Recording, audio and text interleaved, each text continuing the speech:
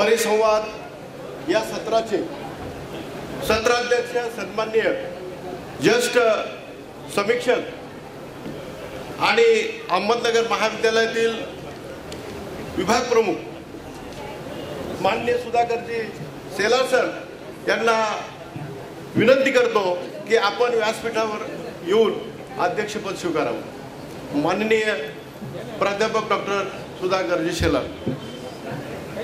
त्याचबरोबर या परिसंवादामध्ये सहभागी असणारे मान्यवर मराठी अभ्यास मंडळाचे सन्माननीय अध्यक्ष प्राध्यापक डॉक्टर संदीपजी सांगळे यांना विनंती आहे की आपण व्यासपीठावरती विराजमान व्हावं। संदीपजी सांगळे। त्यानंतर या ठिकाणी वक्ते म्हणून उपस्थित असलेले पाथर्डी येथील ज्येष्ठ पत्रकार सन्माननीय अविनाशजी मंत्री साहेब यांना विनंती आपणही व्यासपीठावरती विराजमान व्हावं।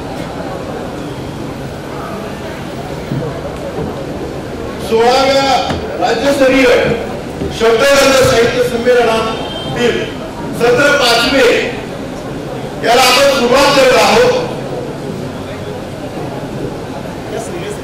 या त्याचबरोबर सन्माननीय डॉक्टर समाधानजी इंगळे सर या ठिकाणी उपस्थित झालेले आहेत। त्यांना विनंती आहे की आपण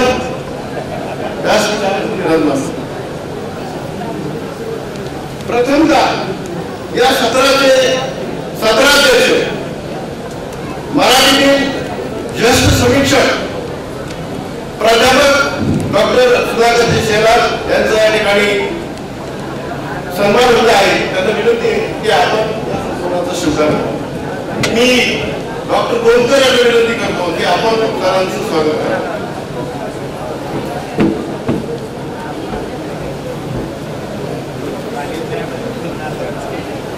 अभिजात मराठी भाषा साहित्यिकांची भूमिका आणि जबाबदारी या परिसंवादाचे अध्यक्ष सन्माननीय डॉक्टर सुधाकरजी शेलार सर यांचं स्वागत शब्दगंध साहित्य परिवाराच्या वतीनं होत आहे।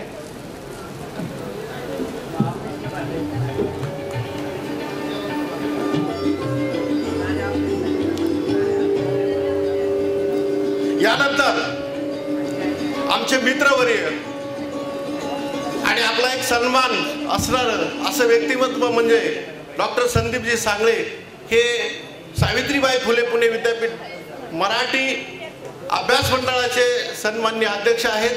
त्यांचे या ठिकाणी स्वागत करण्यात येत आहे। मी राजेंद्रजी पवार यांना विनंती करतो की आपण सरांचं स्वागत करावं। सन्माननीय संदीपजी सांगळे सर यांचं या ठिकाणी स्वागत होत आहे।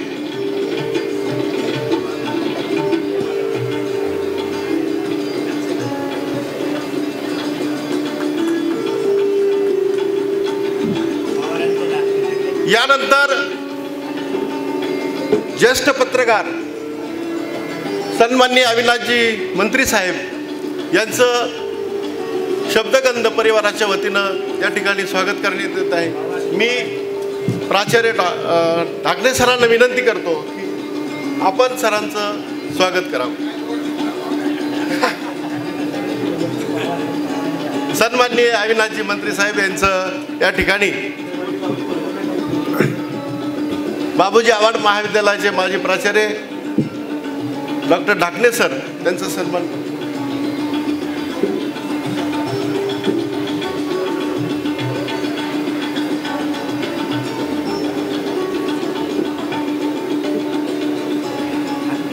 यानंतर ज्येष्ठ साहित्यिक आणि कवी डॉक्टर समाधानजी इंगळे यांचं स्वागत करण्यात येत आहे। मी भरत गाडेकर यांना विनंती करतो की आपण सरांचं स्वागत करावं। भरतजी गाडेकर।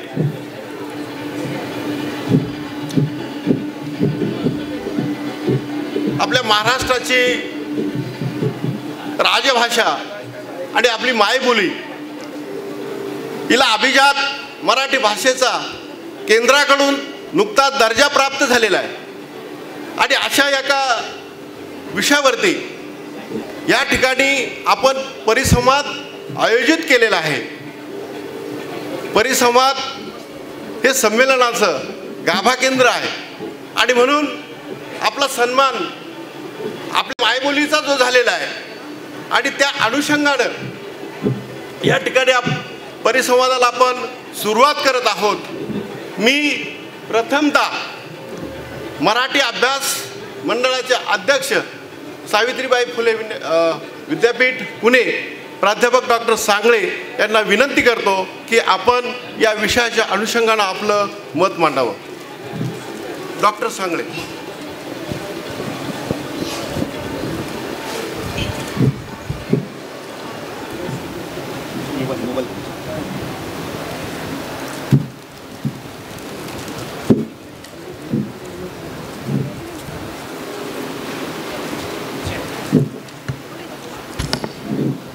मित्रहो, सर्वप्रथम सर्वांना नमस्कार. महाराष्ट्र राज्य साहित्य संस्कृती मंडळ मुंबई आणि शब्दगंध साहित्य परिषद यांच्या संयुक्त विद्यमाने आयोजित केलेल्या या 16व्या शब्दगंध साहित्य संमेलनाच्या निमित्तानं या परिसंवादाचे अध्यक्ष म्हणून व्यासपीठावर उपस्थित असलेले आमच्या सावित्रीबाई फुले पुणे विद्यापीठाच्या मराठी अभ्यास मंडळाचे विद्यमान सदस्य, एक ख्यातनाम समीक्षक आणि परखड वक्ते म्हणून ज्यांचा संबंध महाराष्ट्राला परिचय आहे असे डॉक्टर सुधाकरजी शेलार सर, या परिसंवादामध्ये माझ्यासोबत जे सहवक्ते म्हणून बोलणार आहेत असे संभाजीनगरहून आलेले आम्हा सर्वांचे मित्र कविवर्य समीक्षक डॉक्टर समाधान इंगळे सर, या जिल्ह्याचं भूषण म्हणून पत्रकारितेच्या क्षेत्रामध्ये ज्यांनी उत्तुंग असं काम केलेलं आहे असे अविनाशजी मंत्री, शब्दगंधचे सर्व पदाधिकारी आणि रसिक श्रोते हो. खरं तर अतिशय महत्त्वाचा विषय संयोजकाने या संमेलनाच्या निमित्तानं या परिसंवादासाठी निवडलेला आहे. आपण सकाळपासून ऐकतो आहोत किंवा गेली 2, 3, 4, 5 महिने सातत्याने अभिजात अभिजात अभिजात हा दर्जा, ही चर्चा सातत्याने आपल्या कानावर पडते आहे. एकदाची आपली मराठी भाषा अभिजात झाली, किंबहुना एकदाचा आपल्या मराठी भाषेला अभिजात भाषेचा दर्जा मिळाला. आपण अभिजात झालो म्हणजे नेमकं काय झालो हा प्रश्न आता स्वाभाविकपणे आपल्या सर्वांना पडणं क्रमप्राप्त आहे. अशा परिस्थितीमध्ये अभिजात भाषा दर्जा आपल्याला प्राप्त झाल्याच्या नंतर आता आपली पुढची वाटचाल काय असणार आहे? एक मराठी जन, एक रसिक, एक श्रोते आणि एक साहित्यिक म्हणून आता आपली वाटचाल काय असणार आहे? एक वाचक म्हणून आपली जबाबदारी काय असणार आहे? हा प्रश्न सातत्याने आम्हाला पडणं स्वाभाविक आहे आणि तो पडलाही पाहिजे. मित्रहो, थोडं मागं आपण गेलो, 10 ते 12, 15 वर्षाच्या दरम्यान आपण मागं गेलो तर साधारण प्राध्यापक रंगनाथ पठारे समिती महाराष्ट्र शासनाने अधिकृतपणे गठीत केलेल्या समितीने 2012 नंतर हे काम सुरू केलं आणि मराठीला अभिजात भाषेचा दर्जा मिळावा म्हणून जी चळवळ, जी मुवमेंट आपण या महाराष्ट्रामध्ये चालू केली त्या मुवमेंटला 3 ऑक्टोबर 2024 रोजी यश आलं आणि घटस्थापनेच्या मुहूर्तावर आपल्याला केंद्र सरकारच्या सांस्कृतिक विभागाने अभिजात मराठी भाषेचा दर्जा सन्मानाने बहाल केला. हे आपल्या सर्वांना माहितीच आहे.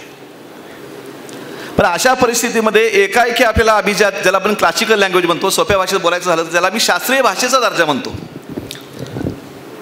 इतका सहज आपल्याला तो मिळालेला आहे का? तर मित्र नाही, मुळीच नाही. ज्या 5 भाषांना 3 ऑक्टोबरला केंद्र शासनाने दर्जा दिला त्यापूर्वी फक्त 6 भाषांना अधिकृत भाषेचा दर्जा या ठिकाणी देशामध्ये प्राप्त झाला होता. त्यातली पहिली भाषा होती तमिळ, मग इतर भाषा. आणि आपल्याबरोबर ज्या भाषांना दर्जा दिला त्याच्यामध्ये मराठीबरोबर पाली, प्राकृत, आसामी आणि बंगाली अशा म्हणून देशातल्या फक्त 11 भाषांना हा शास्त्रीय क्लासिकल किंवा अभिजात भाषेचा दर्जा आता सध्या प्राप्त आहे.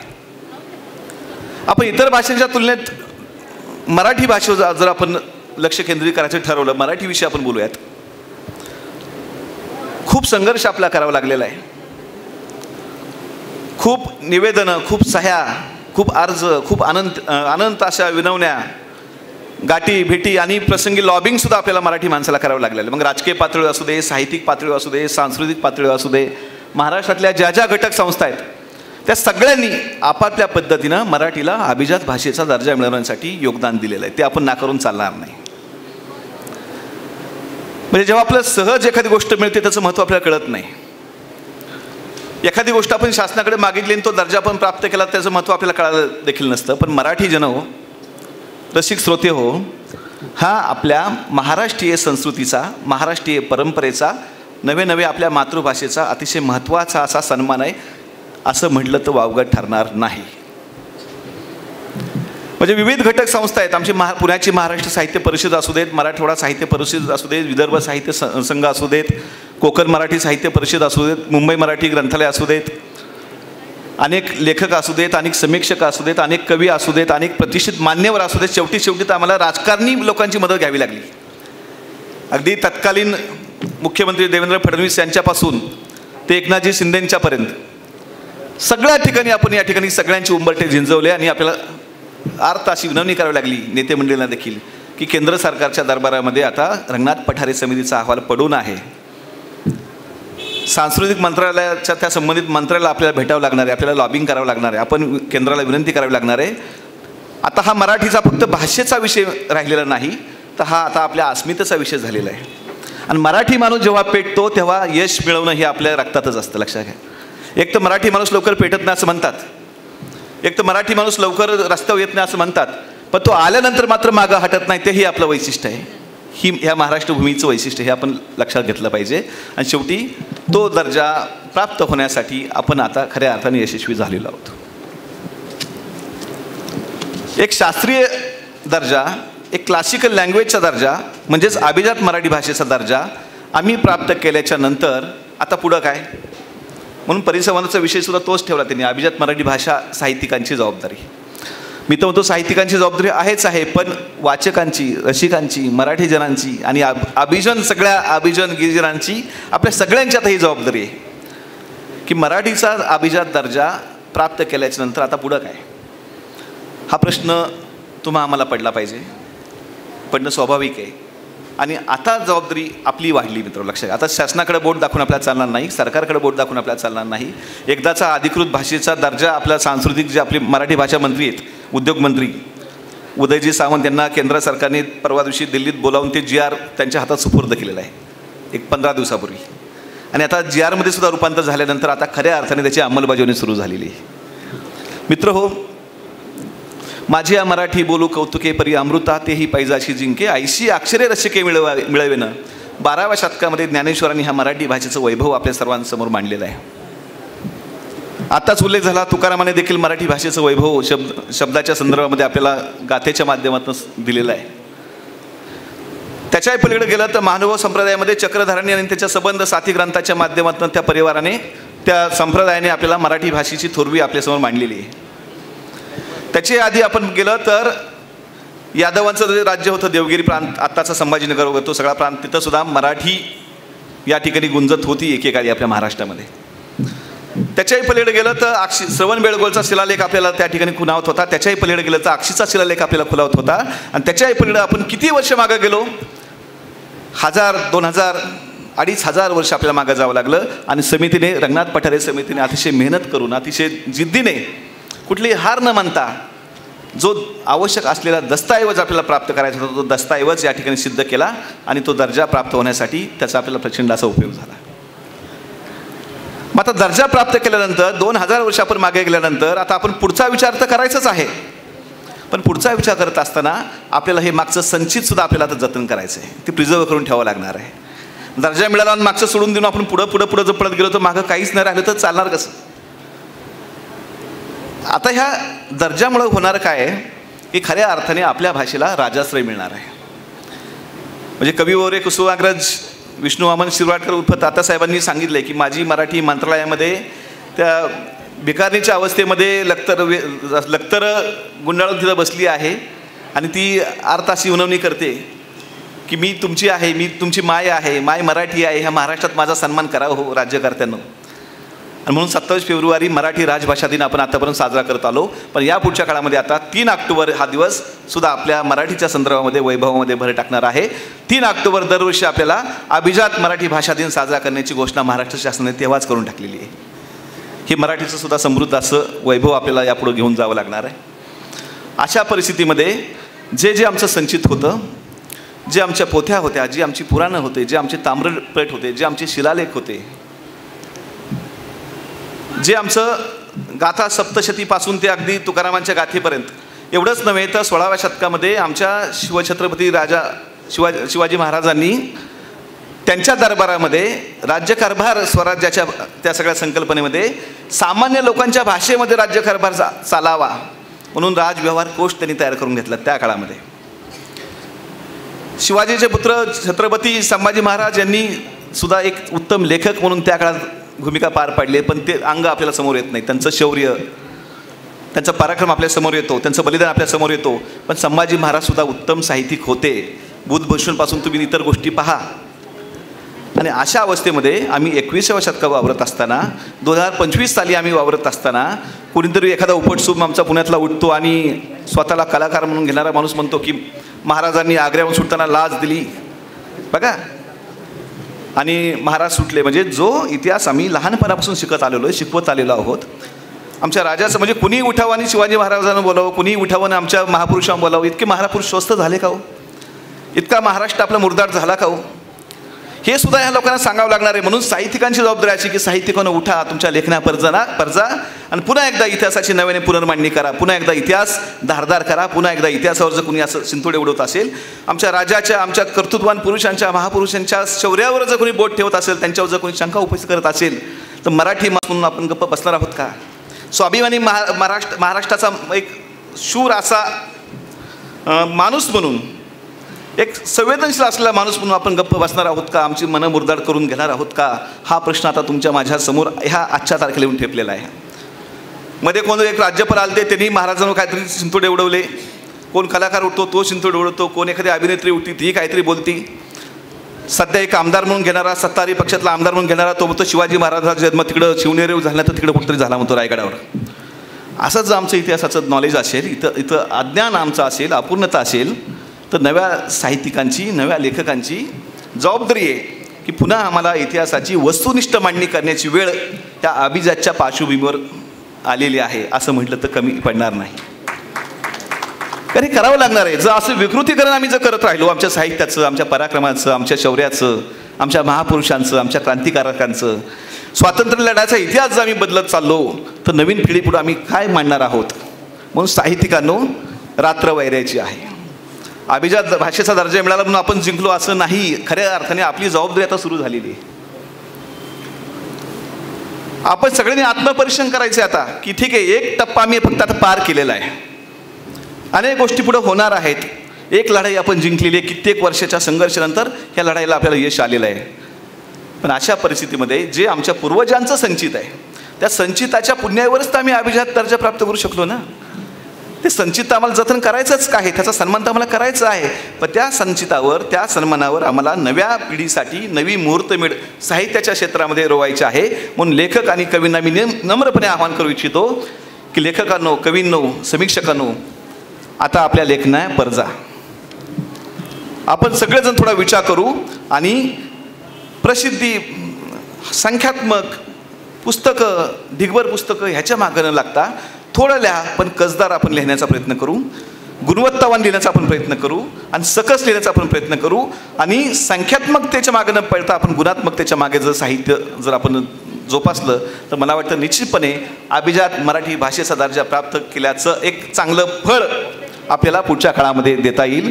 ह्या निमित्ताने मी एवढंच आपल्याला सांगू इच्छितो.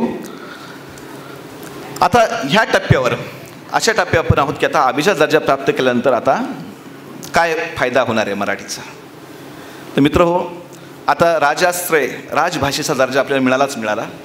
क्लासिकल लँग्वेज आपल्याला दर्जा मिळाला. अधिकृत शासनाच्या त्या सन्मानाच्या पंक्तीमध्ये आमची माय मराठी जाऊन आता बसलेली आहे, जी एकेकाळी मंत्रालयामध्ये लक्तर घेऊन तिथं बसली होती. ती आता सन्मानाने त्या सिंहासनावर जाऊन बसली 11 भाषांच्यामध्ये, तिथं आमची माय मराठी आहे. आपल्या सगळ्यांना तो अभिमान आहे. अशा परिस्थितीमध्ये आता केंद्र सरकारची सुद्धा जबाबदारी आणि राज्य शासनाची सुद्धा जबाबदारी आहे की तर आमच्या मराठी भाषेचा सन्मान खऱ्या अर्थाने वाढणार आहे. ज्या भाषेला हिणवलं जात होतं, ज्या भाषेला मराठीच माणसं दुर्लक्षित करीत होतं, आपल्याच घरामध्ये सगळं इंग्रजाचं वातावरण आपल्या अवतीभोवती असताना आपल्याच घरातल्या मुलांना आपण इकडं तिकडं इंग्रजी भाषेचं महत्त्व आपल्याला असं वाटायचं की माझ्या मराठीमध्ये ताकद नाही, माझी मराठी घेऊन तू करणार काय. फक्त मराठी हा विषय आता अध्यापन आणि अध्यापनापुरताच मर्यादित न ठेवता आपल्याला मराठी भाषा आता ज्ञानभाषा ही होतीच ज्ञानभाषा, ती आता अधिक गतिमानतेने कशी घेऊन जाता येईल ज्ञानभाषेकडं, तो आपला प्रयत्न करावा लागणार आहे.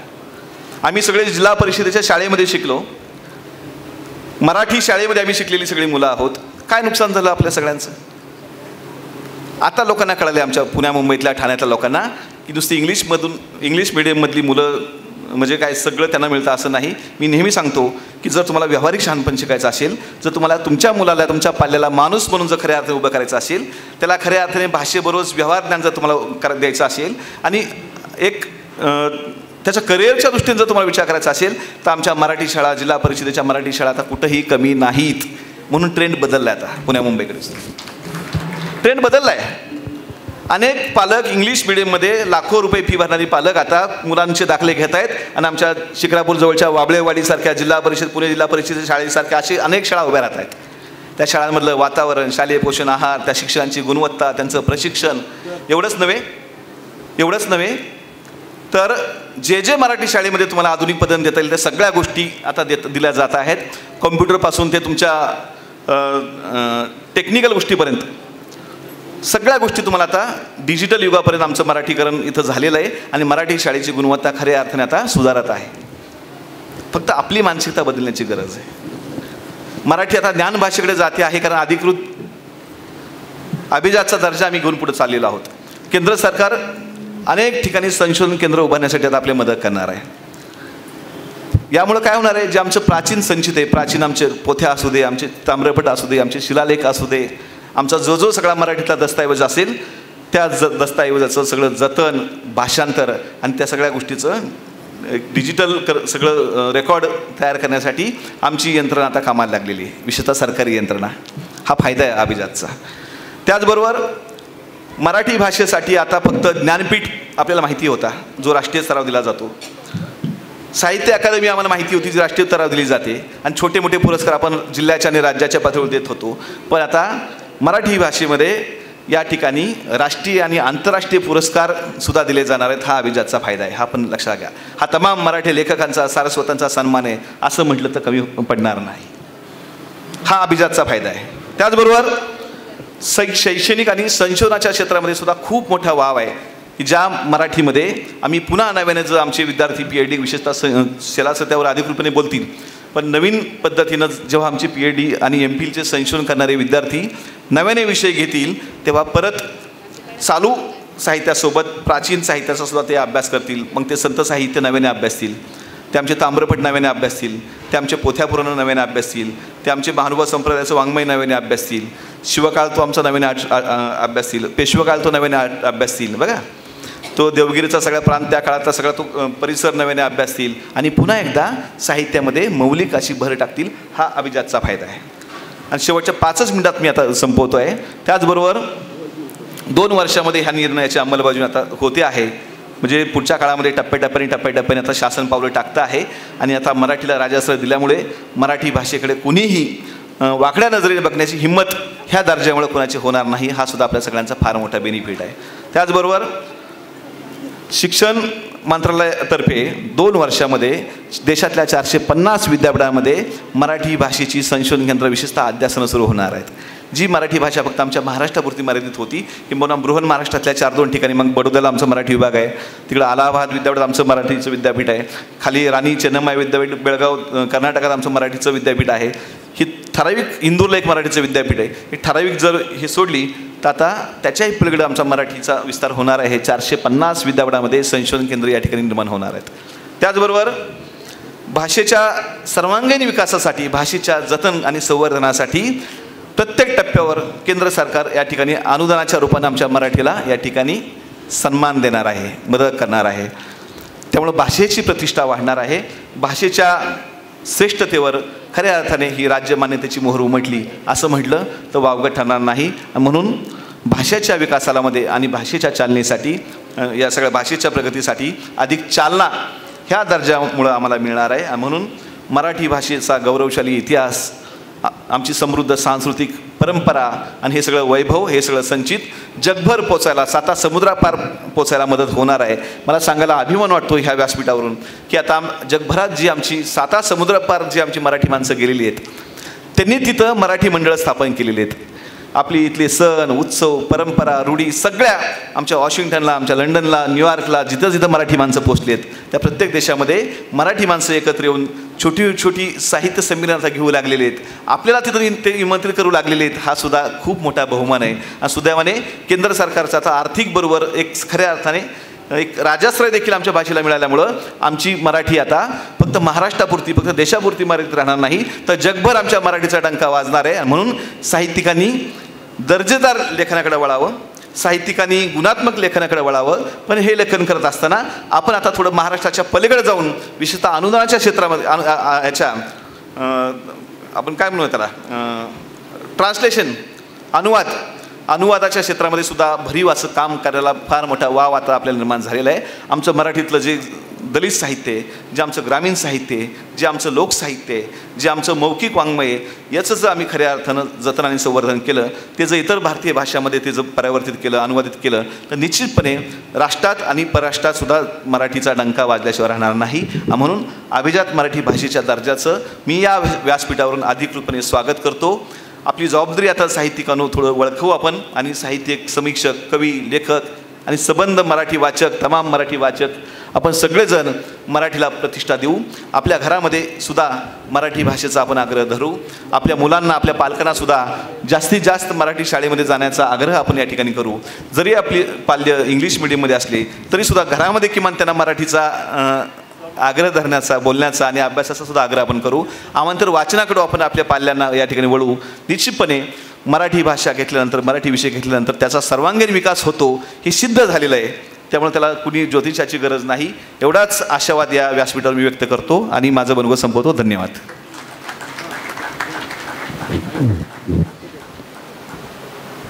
धन्यवाद सर. मराठी भाषेचा जो गौरवशाली इतिहास आहे तो सरांनी या ठिकाणी आपल्या व्याख्यानातून मांडलेला आहे. यानंतर मी ज्येष्ठ पत्रकार अविनाशजी मंत्री यांना विनंती करतो की आपण आपलं मनोगत व्यक्त करावं. सर्व सन्माननीय वक्त्यांची मी क्षमा मागतो आणि अध्यक्षांच्या परवानगीनं एक सूचना करतो की वेळ फार कमी आहे आपल्याला. बरोबर आहे. Thank you sir. माफी मागतो, पण मी सुद्धा बराच वेळ खाली रसिकांमध्ये बसलो होतो. ज्या भावना तुम्ही माईकमधून व्यक्त केल्या त्याच भावना ते कॉमेंट स्वरूपात बोलत होते. याचं भान ठेवून मी 5च मिनटात ओळखणार आहे माझं हे काही नाही. आजच्या या कार्यक्रमाचे मुख्य संयोजक आमचे परमस्नेहित तालुक्याचे सुपुत्र सन्माननीय उदागे सर, त्यांना अगदी भावाप्रमाणे साथ देणारे सन्माननीय गोसावी सर व सर्व शब्दगंध परिवार. मी काही नामोल्लेख करण्यात वेळ वाया घालवणार नाही. सर्व मान्यवरांचं व्यासपीठ विषय खूप चांगला आणि अत्यंत बौद्धिक विषय आहे. सांगळे सरांनी सांगितल्याप्रमाणे त्यांचे सर्व मुद्दे मान्य करून त्यातला एकही मुद्दा मी घेत नाही, पण मी माध्यमांच्या दृष्टिकोनातून बोलतो. सर, खऱ्या अर्थाने आज जर आपल्याला विचार करायचा असेल तर संत आणि साहित्यिक, महंत यांनी खरं म्हणजे भाषेचा दर्जा आज जोपासायची गरज आहे. बऱ्याच ठिकाणी सध्या माध्यमांमध्ये जर आपण काही ठिकाणी काही माध्यमांमध्ये ब्रेकिंग जर बघितली, काही सोशल मीडियावर जर बघितलं तर कसल्याही प्रकारचं व्याकरणाचं आणि त्यांचा संबंध नाही असं ज्यावेळेस चित्र आपल्याला दिसतं. बोलणारी व्यक्ती 2 हिंदीतून बोलतात, ते मराठी असतात. मॉलमध्ये जा, शॉपिंग सेंटरमध्ये जा, बाजारात जा, हिंदीचा सर्रास वापर होतो. हिंदीमध्ये बोलणं प्रतिष्ठेचं समजलं जातं. तिथं आपण अभिजात दर्जा शासनानं आपल्याला दिलाय. ही आपली जबाबदारी काय? आपली मुख्य जबाबदारी ही आहे की आपल्याला आता या सगळ्या गोष्टीतून मराठी भाषेचा झेंडा हातात घ्यायचा आहे. दुपारच्या सत्रामध्ये, उद्घाटन सत्रामध्ये आदरणीय या जिल्ह्याचं भूषण पोपटराव पवारांनी जे सांगितलं तोच मुद्दा अतिशय महत्त्वाचा आहे की कृत्रिम बुद्धिमत्तेचा विकास सध्या होतो आहे. ही विकासाच्या टप्प्यावरील बुद्धिमत्ता आपली भावना आणि शब्द हे सगळे खलास करून टाकणार आहे आणि ते करताना व्याकरणाचा, भावनेचा कसलाही संबंध राहणार नाही. इथं आपल्याला धोका निर्माण झालेला आहे. आज एक सर्वे, कंपनीचा सर्वे म्हणजे वृत्तपत्रीय कंपन्यांचा सर्वे आहे की सध्या 15 ते 40 या वयोगटातला वाचक वर्ग पुस्तकही वाचायला तयार नाही, अभ्यासही करायला तयार नाही, काहीच करायचं नाही. मोबाईल काढायचा, 2 बोटं फिरवायचे आणि जे त्याला सुचलं ते त्याच्यात बोलायचं. कभी कभीचं गाणं लाव, कॅटरीना कैफचं जन्मतारीख सांग आणि हा माणूस एका सेकंदात सगळं सांगतोय. मग आपल्या बुद्धीला वाव मिळेल असं काय, तर ती फक्त मराठी भाषा आहे. ही मराठी भाषा काय आहे तर यामध्ये जे काही सर्व संत साहित्याची परंपरा आहे, शौर्याची आहे, पोवाड्यांची आहे, कवितांची आहे, प्रेमकवितांची आहे, सर्व रस त्यामध्ये एकवटलेले आहेत. आणि हे आपण मुलांना समजून सांगताना आता मातापित्यांची एकच आवश्यकता आहे, ती किमान घरामध्ये 10 मिनटं सर्वांनी मोबाईल बंद करून मुलांबरोबर मराठीमध्ये इतिहास आणि सद्य परिस्थिती यावर संवाद साधावा. त्याच्या अभ्यासक्रमाचे वह्या चाळून त्याच्यातली काना वेलांटी उकार बघावेत. आपल्याला येत नसेल तर ते बाराखडी आणावी आणि जर गुरुजींचं किंवा शिक्षकांचं, प्राध्यापकांचं चुकत असेल तर दुसऱ्या दिवशी शाळा कॉलेजमध्ये जाऊन त्यांना हातपाय पडून सांगावं, मुलांना चुकीचं शिकू नका. वृत्तपत्रांमध्ये, काही वृत्तपत्रांमध्ये प्रूफ रीडर नावाची यंत्रणा आहे का नाही असा समज पडतोय. आणि ज्या ज्या वेळेस प्रिंट मीडिया म्हणा, मीडिया कुठलाही जो शिक्कामोर्तब करतो, पाण्याची नी पहिली की दुसरी, इथं ज्यावेळेस नी दुसरी येऊन आम्ही ती बातमी सकाळी वाचतो आणि सहजपणे विषय सोडून देतो, तीच बातमी 4दा वाचल्यानंतर आम्हाला पाण्याची नी ही दुसरीच वाटते, आणीची नी. मग इथं कोण चुकतंय? इथं आमचा हलगर्जीपणा चुकतोय की मराठी भाषा काय त्याचं घेऊन बसले आता सरकारने अभिजात भाषेचा दर्जा दिल्यामुळं आमचं मराठी प्रेम असं उफळून आलंय अगदी की अभिजात दर्जा, अभिजात दर्जा. आमच्या दैनंदिन जीवनामध्ये भाषेचा काय प्रभाव पडणार आहे, त्यातून आमच्या बुद्धिमत्तेत, व्यक्तिमत्वात, वागण्या बोलण्यात, सादरीकरणामध्ये आणि वापरीकरणामध्ये आम्ही काय वापरणार आहोत भाषेचा दर्जा, आम्ही तो आत्मसात केला पाहिजे तर मराठी भाषा टिकेल. अन्यथा मराठी भाषा ही फक्त शासनाच्या दरबारी अभिजात भाषा राहील. आम्ही सर्वत्र हिंदीचा, घरामध्ये इंग्रजीचा, विमानामध्ये, रेल्वे स्टेशनवर इंग्रजीचा वापर करू आणि ज्या वेळेस एखादा पदार्थ किंवा एखादी सेवा चुकीची आम्हाला मिळाली की चुकून जेवण व्यवस्थित नसेल, कुठे चहा चांगला नसेल, तर त्याला मात्र अस्सल मराठीतून नाव ठेवण्याच्या पलीकडे आम्ही जर दुसरं काही करणारच नसू तर ही आमची मराठी भाषा नाही.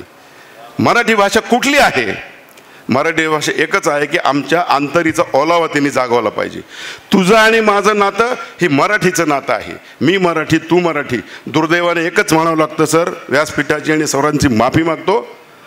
संत असेल, मंदिर असतील, शाळा कॉलेज असतील, राजकारणी असतील, वाचक असतील, सर्व बुद्धिजीवी वर्गाने आता जातीच्या दृष्टिकोनातून सगळीकडे बघायला केलंय. तुम्ही अगदी कथा, कीर्तन, प्रवचनापासून बघा. मी माझ्या जातीचा महाराज बोलवणार, तो त्याच्या जातीचा महाराज बरोबर, त्यांनी त्याच्या सप्त्याला जायचं नाही.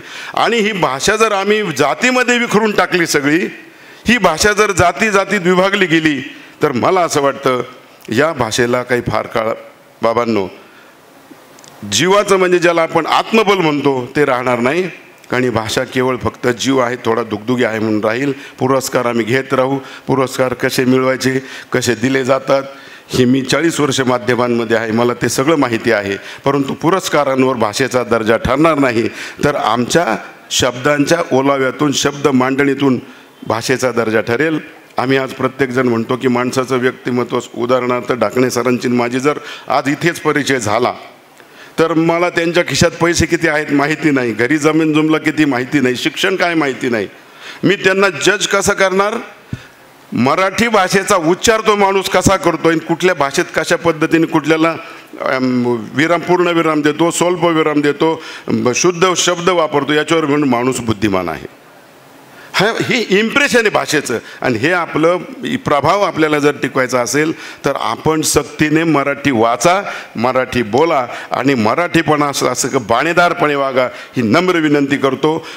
संयोजकांकडून शर्ट ओढण्या अगोदरच मी थांबतो. धन्यवाद. आपला धन्यवाद सर. अतिशय सुंदर आणि मार्मिक असं मार्गदर्शन सरांनी केलेलं आहे. अभिजात या शब्दाचा अर्थ असा आहे की दर्जेदार आणि उत्कृष्ट. म्हणजे अभिजात काय तर दर्जेदार आणि उत्कृष्ट असा याचा अर्थ आहे. अशी आपली मराठी मायबोली ठरलेली आहे आणि म्हणून या अनुषंगाने हे सत्र आपण आता पुढे घेत आहोत. छत्रपती संभाजीनगर इथून आलेले डॉक्टर समाधानजी इंगळे यांना नम्र विनंती आहे, आपण या ठिकाणी आपलं मत मांडावं. धन्यवाद.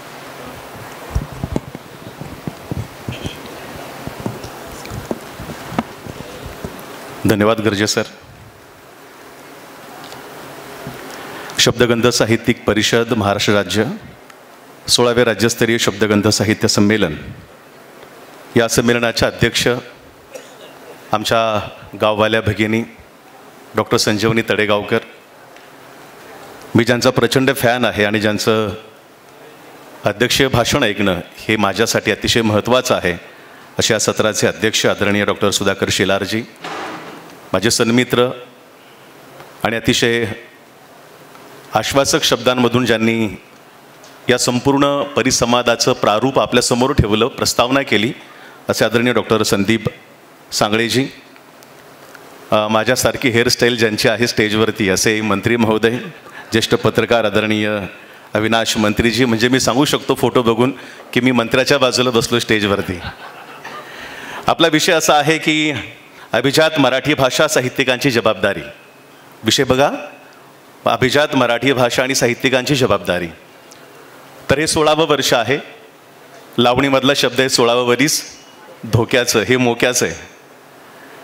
ज्या निष्ठेनं, ज्या आत्मीयतेनं, ज्या श्रद्धेनं सुनील गोसावी सर, शेरीमलाजी आणि संपूर्ण शब्दगंधची टीम ज्या पद्धतीनं हे शब्दगंध साहित्य संमेलन राज्यस्तरावरचं इथं घेतात, इतरही उपक्रम ज्या पद्धतीनं राबवतात, ही साहित्यिकांची जबाबदारी आहे. खरं म्हणजे तुम्ही जे करता ही अभिजात मराठी भाषा होण्यासाठी आणि ती टिकवण्यासाठीची साहित्याची जबाबदारी आहे साहित्यिकांची. आणि आपण जे सर्वजण या ठिकाणी आला आहात निष्ठेनं, एक रविवार आपण इथं घालवला आहे, तर हे रविवार देणं, सुट्टी देणं, ते सुट्टीचा दिवस आपल्या भाषेसाठी आणि वाङ्मयासाठी देणं ही सुद्धा साहित्यिकांची जबाबदारी आहे. खरं म्हणजे या संपूर्ण परिसंवादाचं एवढंच सूत्र आहे की आपण जो उपक्रम करत आहात, आपण टाळ्या वाजून त्यांचं अभिनंदन करू, त्याची मरमर करतायत.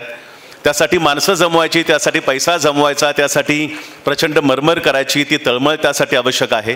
आणि हे सगळे उपक्रम ते अतिशय निष्ठेनं राबवतात. मी त्यांचं मनापासून अभिनंदन करतो. तुम्ही जे उपक्रम राबवता, तुम्ही ज्या पद्धतीनं काम करता, हीच पद्धत साहित्यिकांची जबाबदारी आहे अभिजात मराठीमध्ये. समोर भास्कर निर्मल पाटील आहे, आमचे गुरुवर्य डॉक्टर सुभाष बागल, आणि मी अर्ध्या सभागृहाची नावं घेऊ शकतो परंतु मी ते घेणार नाही. मी नामस्मरणाचा कार्यक्रम थोडासा टाळतो. मी 10 वाजता निघालो होतो. 1 वाजता हे सत्र सुरू होणार होतं. 10 वाजता औरंगाबाद बसस्टँडवरती मी होतो. मला 12 वाजता गाडी लागली.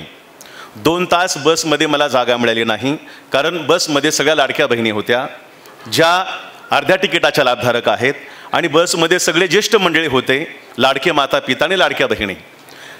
त्यामुळे इथे येण्यासाठी मला 3 वाजले. संयोजकांना वाटलं की मी आलेलो नाही आहे, त्यामुळं नाव न घेता सुद्धा गर्जे सरांनी मी स्टेजवरती येऊन बसलो. याचा आणि या परिसंवादाचा काय विषय आहे तर मला हे सांगायचं आहे की जर सरकारच्या मनात आलं, काय म्हणलो मी, सरकारच्या जर मनात आलं तर घरात बसलेल्या लोकांना सुद्धा सरकार बाहेर काढू शकतं. जा फिरायला, जा तीर्थयात्रेला, जा लग्न समारंभाला, जा साखरपुड्याला, जा देवदर्शनाला, एकादशीला, चतुर्थीला, कुठं पण. लाडक्या बहिणी म्हणजे जी जॉब करत नाही अशा महिलांना सुद्धा त्यांना घराच्या बाहेर काढण्याचं, आणि खरं म्हणजे एखाद्या योजनेतून लोकांना लाभ देऊन त्यातून मतदान मिळवून घेण्याचं एवढं चांगलं स्किल आपल्या लोकांकडे आहे, राज्यकर्त्यांकडे आहे. जर ते योजनेच्या माध्यमातून अशा पद्धतीनं एवढा समाज हलवून टाकू शकतात, तर अभिजात भाषेला दर्जा देण्यानंतर या भाषेतलं भवितव्य ठरवण्याचं एवढं साधं काम ते करू शकत नाही आहे का? माझी विनंती राहील या मंचावरून, जर इथे रेकॉर्ड होत असेल यावरून, की नुसतं अभिजात मराठी भाषेला दर्जा म्हणून आपण त्यात क्रेडिट देऊया. रंगनाथ पठारे आणि त्यांची जी समिती आहे, हे बहुजन लोक एकत्रित आले आणि मराठी वाङ्मयाचा इतिहास जो 11व्या शतकापर्यंत अडकला होता त्यांनी 2500 वर्षापर्यंत पाठीमागे घेऊन गेले. टाळ्या वाजल्या पाहिजे त्यासाठी. ही साधी गोष्ट नाही झाली. आपल्या मराठी वाङ्मयाचा इतिहास हा 2500 वर्षापर्यंत घेऊन जाण्याचं फार मोठं काम रंगनाथ पठारे समिती आणि त्या सगळ्या मंडळींनी केलेलं आहे. आता आपली जबाबदारी आहे, साहित्यिकांची जबाबदारी आहे, या अभिजित भाषेचं करायचं काय. एकीकडे आपण बघतो आहे की मराठी शाळा बंद पडत आहेत. हजारोनं संख्या आहे जिल्हा परिषदेच्या शाळा बंद पडत आहेत. आणि जिल्हा परिषदेच्या शाळा बंद पडण्याचा अर्थ असा आहे की तुमची भाषा ही उपयुक्त नाही, तुमची भाषा ही ज्ञानाची भाषा नाही. मी मराठीचा प्राध्यापक आहे, माझी मुलगी इंग्रजी शाळेत आहे. लोकांनी परत मला असं म्हणायचं की तुम्ही मराठीवरती जगता, मराठीचा लाभ तुम्ही घेता आणि तुमची मुलं तुम्ही मराठीचा प्राध्यापक असताना इंग्रजी शाळेत शिकवता. मला काय वेळ लागलेलं आहे. माझी मुलं उद्या मोठं झाल्यावर म्हणू नये की तुम्हाला अंधश्रद्धा होती मराठीची, कारण मराठी भाषेतून जे पाहिजे त्या स्पर्धेत आम्हाला टिकता येत नाही आहे. त्यामुळं मराठी भाषा टिकवणं ही जबाबदारी कुणाची आहे, ही साहित्यिकांची जबाबदारी नाही. साहित्यिकांची जबाबदारी काय आहे हे बघा. कोणी सुंदर हस्ताक्षर व्हावं यासाठी कविता लिहित नाही. लेखन का करतो, साहित्यिक साहित्य का लिहितो, आपली भाषा फार समृद्ध व्हावी हे भाषिक काम नाही आहे साहित्यिकाचं. भाषिक कर्म करण्यासाठी तो त्याची जी अभिव्यक्ती आहे, त्याची ती प्रतिभा आहे, जी कल्पकता आहे, ती कल्पकता त्या साहित्यातून तो मांडण्याचा प्रयत्न करतो. यातून भाषेला काय मिळतं यापेक्षाही यातून स्वतःला काय मिळतं ही त्याची उपलब्धी आहे. आणि मला वाटतं साहित्यिक जबाबदारीपेक्षा ही प्रशासनाची आणि शासनाची जबाबदारी आहे की ज्या शाळा मराठी बंद पडत आहे त्या बंद पडणाऱ्या शाळांची विचार करायला पाहिजे. याचा अर्थ मराठी भाषेला ज्ञानभाषा बनवायला पाहिजे. मराठी भाषा जर ज्ञान भाषा झाली तर गावातली मुलगी शिकेल. आज या स्टेजवरती या मंचावर एवढ्या महत्त्वाच्या चर्चेत एकही मुलगी नाही आहे, एकही महिला नाही आहे. ही दुःखाची गोष्ट आहे. कारण तुम्हाला गावाच्या पातळीवर मुलीला जर शिकवायचं असेल तर मराठी शाळा टिकली पाहिजे आणि तिच्या जोडीला मराठी ज्ञानभाषा म्हणून इतर भाषांचं जे महत्त्व आहे ते तुम्हाला देता आलं पाहिजे, जेणेकरून तिथली पटसंख्या वाचेल, तिथल्या शिक्षकांच्या नोकऱ्या पण वाचतील. महत्त्वाची गोष्ट. पुढची गोष्ट आहे 25,000पेक्षा जास्त इंग्रजी शाळा आहेत सध्या महाराष्ट्रामध्ये. शासनाने निर्णय केला की कंपल्सरी मराठी पाहिजे, अनिवार्य केली मराठी अनिवार्य करून होणार नाही. मराठी अनिवार्य केल्याबरोबर ती मराठी शिकवण्यासाठी जे एक्सपर्ट आहेत ते सुद्धा द्यावे लागतील. त्यासाठी मी स्वतः 15 वर्षे CHBवर नोकरी केली. 15 वर्षांच्या नंतर मला नोकरी लागली फुल टाईम. माझ्यासोबतचे सगळेच, मी एक जर एकटा सोडलो तर माझ्यासोबतचे अनेक जण अजूनही बेकार आहेत. त्यांचं नेट आहे, त्यांचं सेट आहे, त्यांचं PhD, त्यांचं MPhil आहे, ते D.Ed आहेत, ते B.Ed आहे. अशा प्रशिक्षित लोकांना जर या 25,000 शाळांवरती जर तुम्ही मराठीचा एक्सपर्ट शिक्षक म्हणून जर नेमलं, तुम्ही सांगा या सगळ्या लोकांना जे सुशिक्षित बेकार आहे, मराठीतले अभ्यासक आहेत, त्यांना एकत्रित करा, त्यांची एखादी टेस्ट घ्या आणि त्या इंग्रजी शाळांना सांगा की तुम्ही याला 15,000 रुपये पगार द्या. 15,000 रुपये पगार शासन देईल, 30,000 रुपये महिना त्याला मिळेल, एक जणाला जॉब लागेल. 25,000 शाळांवरती 25,000 मराठी भाषेत शिकणारे विद्यार्थी जॉब करतील. ही साधी गोष्ट होणार नाहीये. यातून संदेश जाईल. 500 कोटी रुपये भेटून काय होणार आहे मराठी भाषेला. महाराष्ट्र हे फार समृद्ध राज्य आहे. महाराष्ट्र हे काही त्या तुलनेमध्ये 500 कोटी रुपये आल्याच्यामुळं फारच काहीतरी प्रगती होईल मला असं वाटत नाही. आपण प्रगत राज्य आहोत त्या तुलनेत जर विचार केला तर. दुसरीकडे गोष्ट आहे, बेकारांची फौज मोठी आहे मराठीमध्ये. याचा अर्थ मराठीला उपजीविकेची भाषा करण्यामध्ये आपण कमी पडलो आहोत. मराठी जर उपजीविकेची भाषा झाली असती तर आज मराठीतून शिक्षण घेणाऱ्या, मराठी भाषा आणि मराठी साहित्यात संशोधन करणाऱ्या कवी लोकांना सुद्धा चांगल्या नोकऱ्या असत्या. गाणं म्हणणारा, मी ऑर्केस्ट्रा सुद्धा करतो, माझे शाहिरीचे कार्यक्रम होतात. ज्याला थोडंफार गाणं म्हणता येतं, ज्याला थोडंफार वाजवता येतं, त्याला रोजचा जॉब आहे. त्याला रोज 2,000-3,000 रुपये त्याला मिळतात. जो माणूस कविता करतो, जो माणूस कथा कादंबरी लिहितो, त्याला रोजचं काय, त्याची इन्कम काय आहे. मराठी भाषेला उपजीविकेचं साधन बनवणं ही दुसरी जबाबदारी मला असं वाटतं अतिशय महत्त्वाची आहे. आपण साहित्यिकाची काय जबाबदारी आहे, साहित्य संमेलनं घेणं ही आपली जबाबदारी आहे. पण आपली जबाबदारी आहे की आपण कंपुशाही करू नये, आपल्या ओळखीतल्याच लोकांना पुरस्कार देऊ नये, पुरस्कारासाठी लेखन करू नये, पुरस्कारांसाठी ओळखीच्या लोकांची नावं सुचवू नये. तर आपण जरा थोडंसं अधिक व्यापकपणाने विचार केला पाहिजे. मराठी साहित्यामध्ये दर्जेदार लेखन कसं होईल यासाठी प्रयत्न करायला पाहिजे. कवी संमेलनात बसल्याच्या नंतर डोकं दुखायला लागतं अशा स्वरूपाच्या कविता आपण ऐकतो आणि कवीसुद्धा अतिशय हिरिरीनं, अतिशय पोट तिडकीने ती कविता सांगत असतात. याते जरा थोडंसं आपल्याला काहीतरी सॉर्टिंग करावे लागणार आहे. यावर पण आपल्याला सगळ्यांना मिळून जरा थोडंसं बसावं लागेल, काम करावं लागणार आहे की आपला दर्जा कसा वाढेल.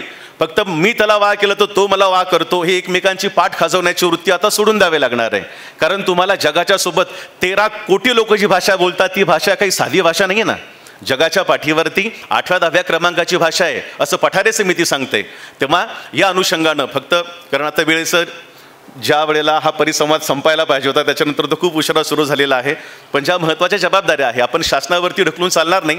तर शासन दरबारी आपल्या सगळ्यांना, जे मराठीचे प्राध्यापक आहेत विशेष करून, कारण आमची उपजीविका ही भाषेच्या आधारावरती चालते, आम्ही लोकांनी एकत्रित करून शासन दरबारी पाठपुरावा करून मराठीच्या ज्ञानाची भाषा आणि मराठीच्या उपजीविकेची भाषेसाठी आपल्याला सगळ्यांना प्रयत्न करावा लागणार आहे. अशा संमेलनांच्या माध्यमातून ती चर्चा होणं अतिशय महत्त्वाचं आहे. आपण या निमित्तानं एवढे लोक एकत्रित येऊन बसतो आणि मराठी भाषेच्या अभिजात झाल्याच्या नंतरच्या पुढच्या टप्प्यासाठी विचार करतो, ही फार चांगली गोष्ट आहे. तुम्ही इंग्रजी शाळांमध्ये जर गेलात तर लक्षात येईल, शिकवणारा मराठी माणूस आहे, तो इंग्रजीतून शिकवतो, शिकणारे पण मराठी विद्यार्थी आहे आणि त्यांना इंग्रजी सांगितल्याच्या नंतर स्पष्टीकरण तो हिंदीतून देतो. विश्लेषण कशातून करतो? मराठीतून करत नाही. एखादा जर विज्ञानातली एखादी गणितातली कन्सेप्ट जर मुलांना समजून सांगायची ती इंग्रजीमध्ये, तर तो हिंदीचा वापर करतो. आपण जरा मराठी भाषेच्या संदर्भात जरा एक मराठी नागरिक म्हणून, कारण ज्ञानेश्वरांनी सांगितलेलं आहे की माझा मराठाची बोलू कवतिके परी अमृतातेही पैजा जिंके ऐसी अक्षरे रसिके मिळविन. साहित्यिकांची जबाबदारी काय आहे ती संत ज्ञानेश्वरांनी सांगितलेली आहे. एकनाथांनी सांगितलं की संस्कृते देवे केली, मग मराठी काय चोरापासून आली? आपली भाषा चोरापासून नाही आली. आपली भाषा ही अभिजात भाषा आहे. आपली भाषा ही फक्त अभिमान व्यक्त करावा अशी नाही. आणि मराठीत जे संमेलन होतात असे संमेलन इतर कुठल्याच भाषेत होत नाही. त्यामुळं मराठीचा वर्तमान खूप चांगला आहे, मराठीचं भवितव्य अंधकार आहे. आपण ChatGPT आणि AI काळात वावरतो, त्यामुळं तंत्रज्ञानाची भाषासुद्धा आपल्याला ती देणार आहे. तुम्ही जर हे भाषण हे जर टायटल टाईप केलं, ChatGPT नावाचं ॲप सगळ्यांच्या मोबाईलमध्ये आहे AIचं, हा विषय जर तुम्ही त्याच्यावर टाईप केला तर ते तुम्हाला सांगतं की मराठी साहित्यिकांनी काय करायला पाहिजे, मराठी भाषिकांनी काय करायला पाहिजे. प्रत्येक गोष्ट सांगतं ChatGPT. तुम्हाला बायकोवर कविता करायची, त्याला सांगा मला माझ्या पत्नीचं नाव लिहा, की माझ्या पत्नीचं नाव अमरजित आहे आणि त्यावर एक सुंदर कविता लिहून दे.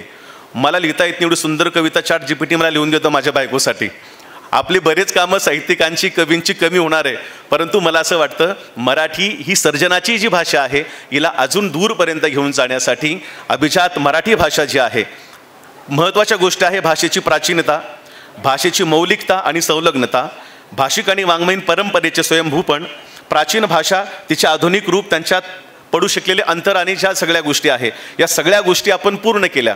आता गरज आहे, जर ती अभिजात आहे तर या अभिजात भाषेला सर्व दूर पोचेल, ती उपजीविकेची भाषा होईल, आपल्या तरुणांना आपल्या भाषेचा अभिमान वाटेल आणि आपल्या इंग्रजी शाळांमधून सुद्धा मराठी भाषा चांगली शिकेल. जर इंग्रजीतून मराठी, माझा मुलगा इंग्रजी शाळेत आहे, माझ्या भावाचा मुलगा जिल्हा परिषद शाळेत आहे गावाकडं, या दोघांचं जर आम्ही तुलना केली अभ्यासाची त्याच्या, तर माझ्या भावाच्या मुलाला आपण अध्यक्षांचं टाळ्या वाजवून स्वागत करू, डॉक्टर संजीवनी तडेगावकर. त्यांचं मूळ गाव जे रेवकी देवकी, मी तिथं जॉब करतो सध्या, गेवराई जिल्हा बीड, आणि त्यांचं जे गाव आहे तडेगाव ते माझ्या गावाच्या जवळ आहे, म्हणून एक अनुबंध अध्यक्ष महोदय म्हणून मला या निमित्तानं आहे. हां, तर मला सांगायचं होतं, माझ्या भावाचा मुलगा जो जिल्हा परिषदेत आहे आणि माझा मुलगा जो इंग्रजी माध्यमात आहे, या दोघांमध्ये प्रचंड फरक आहे. माझा मुलगा इंग्रजी बोलतो, पण माझ्या भावाच्या मुला एवढा तो हुशार नाही आहे. कशामुळं? त्याचं कारण असं आहे की माझ्या मुलाला आधी इंग्रजी शिकण्यासाठी प्रचंड कष्ट घ्यावे लागले. माझ्या भावाच्या मुलाला इंग्रजी न शिकता त्याच्या बोलीभाषेतून तो शिकला आणि तो जास्त प्रगती आहे, त्याचे मार्क जास्त आहे, त्याची गुणवत्ता, त्याची प्रगती जास्त आहे. त्यामुळं आपण आपल्या भाषेचं महत्त्व समजून घेऊ आणि आपण सगळे मिळून मराठी भाषिक साहित्यिकांची एक जबाबदारी म्हणून अभिजात मराठीला अधिक कसं पुढं घेऊन जाता येईल यासाठी प्रयत्न करू. मला बोलण्याची संधी दिली त्याबद्दल मी संयोजकांचे, गर्जे सरांचे, गोसावी सरांचे, सर्वांचे मनापासून आभार व्यक्त करतो. थांबतो. धन्यवाद.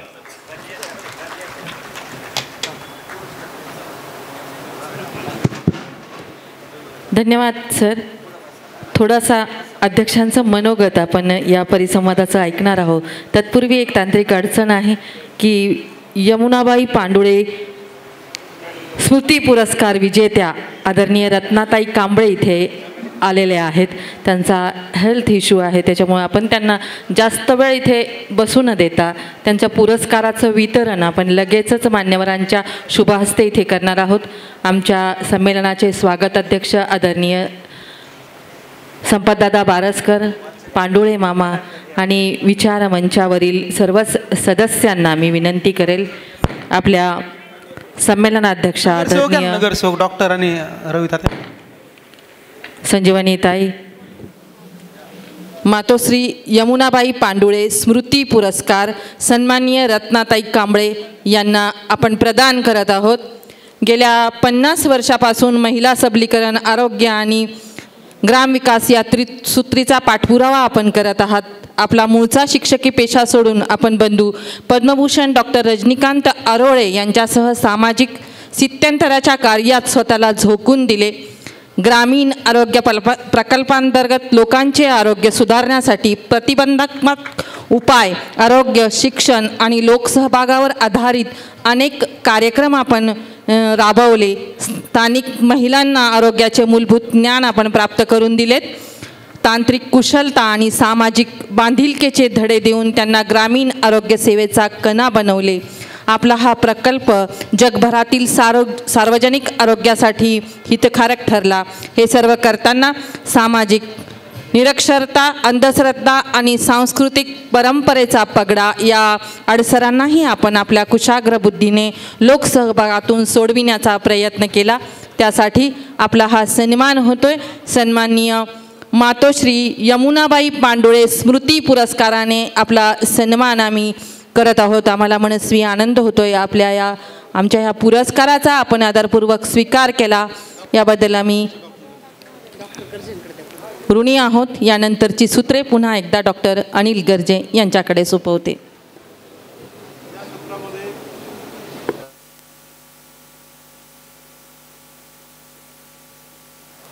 या सत्रामध्ये डॉक्टर समाधानजी इंगळे यांनी अतिशय पोटतिडकीने आणि परखड शब्दामध्ये या ठिकाणी आपलं मत मांडलेलं आहे.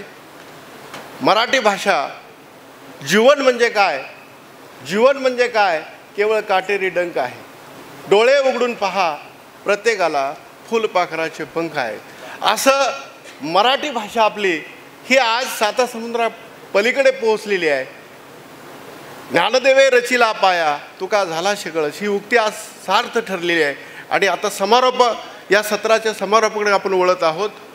आमचे मार्गदर्शक, ज्येष्ठ समीक्षक, सन्माननीय प्राध्यापक डॉक्टर सुधाकरजी शेलार यांना मी नम्रपणे विनंती करतो की आपण या सत्राचा समारोप करावा. डॉक्टर सुधाकरजी शेलार.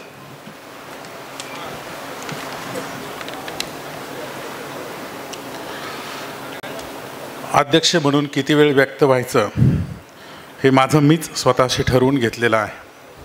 साधारण एक 45 मिनिटांमध्ये मी व्यक्त होईल.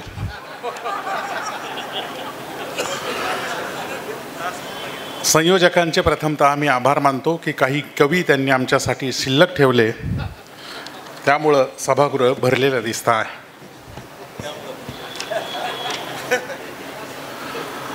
मराठी भाषेला अभिजात भाषेचा दर्जा मिळाला, कवींचाच विषय निघाला आहे म्हणून एका कवीची मला आठवण आली.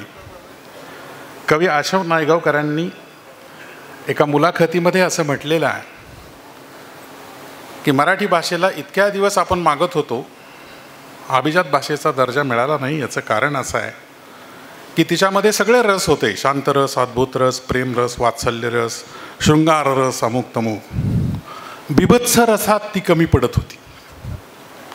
आणि गेल्या 2 वर्षांमध्ये जी काही राजकीय नेत्यांची भाषणे झाली, त्यामुळं ह्या बिभत्स रसाच्या कमीची भरपाई झाली. आणि म्हणून मराठी भाषेला बिभत्स रसामुळे अभिजात भाषेचा दर्जा मिळाला, असं अशोक नायगावकर म्हणाले, तर मी नव्हे.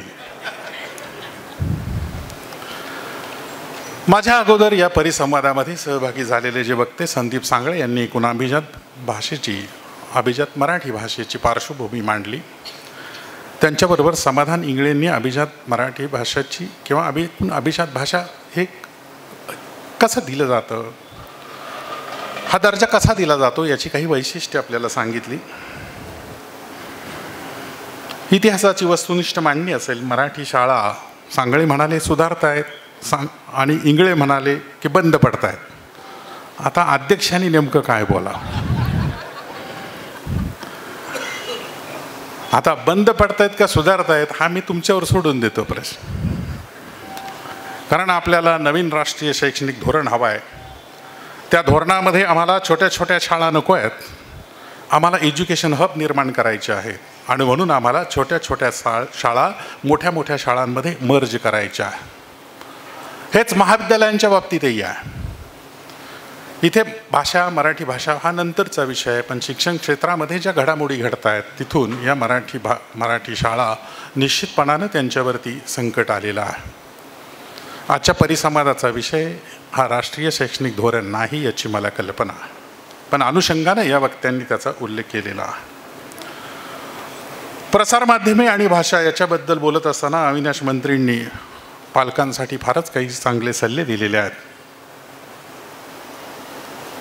पण आपल्याकडे गमती अशा घडतात, सरकार ज्या विचारधारेचं येतं ती विचारधारा कशी बिंबवली जाते बघा. मी काल परवाच एक पेपर आला गुजरातमधला आहे, अर्थात तो इंग्लिश मीडियमचा पेपर आहे. आणि टू चेंज बदलणे हे क्रियापद आहे.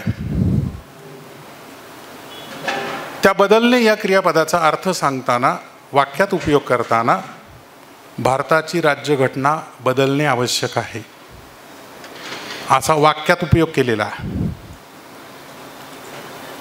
बालकांच्या मनावरती कोणत्या प्रकारचे संस्कार आणि कोणत्या प्रकारची बीजे पेरली जात आहेत. आता प्रसारमाध्यमं आणि मराठी भाषा हा स्वतंत्र चर्चेचा विषय आहे सर खरं तर. आणि अलीकडे आलेला इलेक्ट्रॉनिक्स मीडिया आणि त्यातली मराठी हा आणखीन वेगळा चिंतनाचा आणि चिंतेचाच विषय आहे. म्हणजे ही जी आग आहे जी आपण पाहतो आहोत ती लागलेली आहे. ही जी नदी आहे ती नदी वाहते आहे. कोणत्या शाळेत शिकलेत हे निवेदक? हे जे सगळे मराठी चॅनलवर निवेदन करणारे निवेदक आहेत हे कुठून मराठी शिकून येतात अशी, आणि आपण ती उघड्या कानांनी ऐकत असतो. आता ही अशी मराठी जर आपल्या कानावर, आपल्या मुलांच्या कानावर वारंवार पडली तर ते कुठून चांगली मराठी भाषा बोलायला शिकणार आहेत हा प्रश्नच आहे.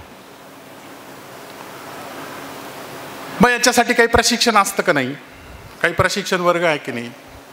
आपली सगळी धोरणं अशीच चुकत चाललेली आहेत बघा. माणसाला प्राचार्य करायचं ना तो PhD पाहिजे. अरे PhDचा प्राचार्य व्हायचा संबंध काय?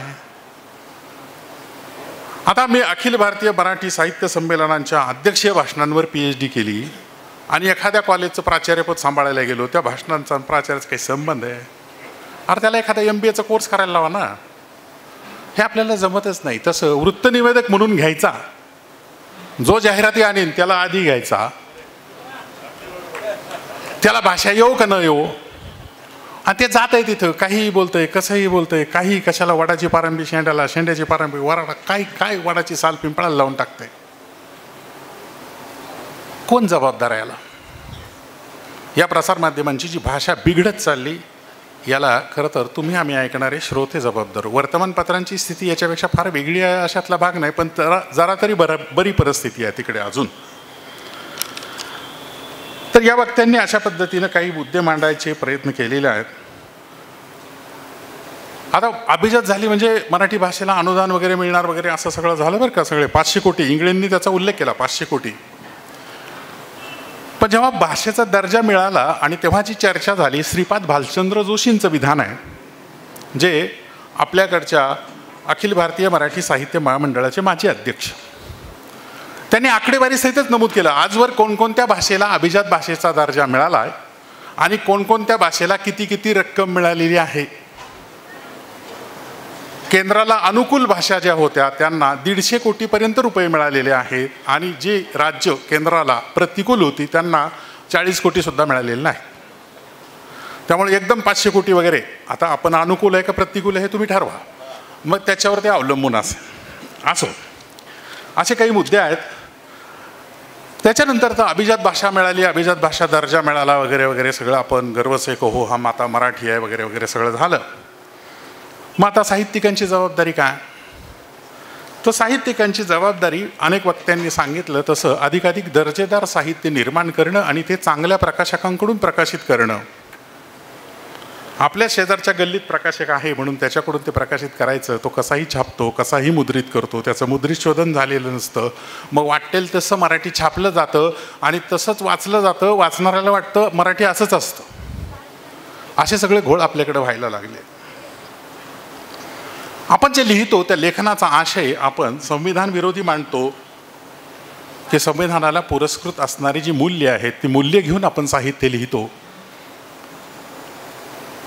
हे संविधान आपल्याला मिळून आता 70 वर्ष झाली तरीसुद्धा अजून काही लोक पोथ्या लिहित आहेत आणि त्याच्यामधून जो काही त्यांना प्रतिगामी विचार मांडायचा आहे तो मांडतायत.